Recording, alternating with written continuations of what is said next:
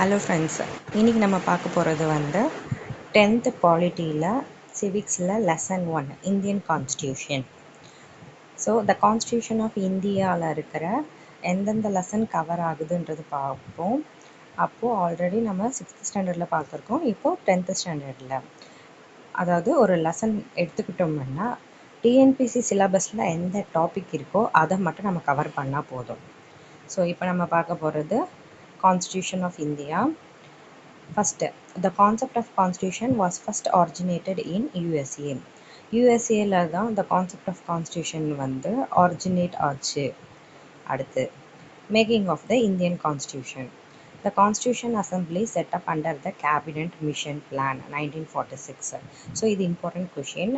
Constitution assembly வந்து எப்படி கொண்டு வந்தாங்க அப்படின்னு பார்த்தோன்னா கேபினெட் மிஷன் பிளான் 1946 படி தான். அடுத்தது, இந்த அசம்பிளியில் எத்தனை பேர் இருந்தாங்க அப்படின்னு பார்த்தோன்னா 389 மெம்பர்ஸ். அதில் ப்ராவின்சஸ் வந்து 292, ஸ்டேட்ஸ் வந்து 93, த சீஃப் கமிஷனர் ப்ராவின்சஸ் வந்து 3, பாலுச்சிஸ்தான் வந்து 1. ஆக்சுவலி அந்த ஸ்டேட்ஸுன்றது வந்து பிரின்ஸ்லி ஸ்டேட்ஸு, ப்ராவின்சஸ் வந்து மாகாணங்கள் வந்து 292. The assembly first held its meeting on 9th December 1946. So first meeting என்னைக்கு நடந்தது அப்படின்னு பார்த்தோன்னா 1946.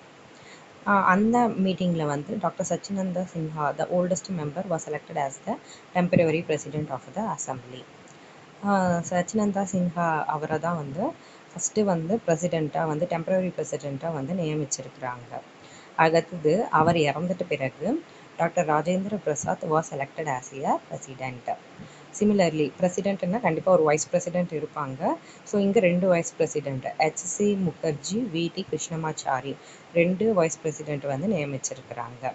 ஸோ இந்த கான்ஸ்டியூஷன் அசம்பிளி வந்து 11 செக்ஷன்ஸாக நடந்தது.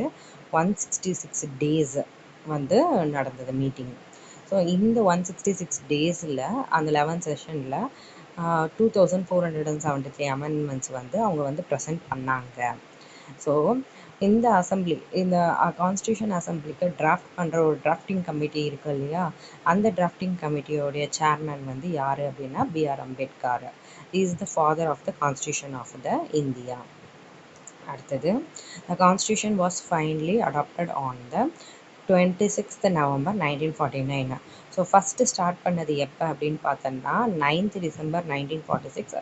முடிஞ்சது ஃபைனலி அடாப்ட் பண்ணது வந்து November 26, 1949. ஸோ இதில் என்ன இருக்குது அந்த கான்ஸ்டியூஷனில் அப்படின்னு பார்த்தோம்னா ப்ரியாம்பிள், அது கூட 22 parts, 395 articles, 8 schedules. The constitution came into force on the 26th January 1950. Prem Bihari Nazarene Raseda was the calligrapher of the Indian Constitution.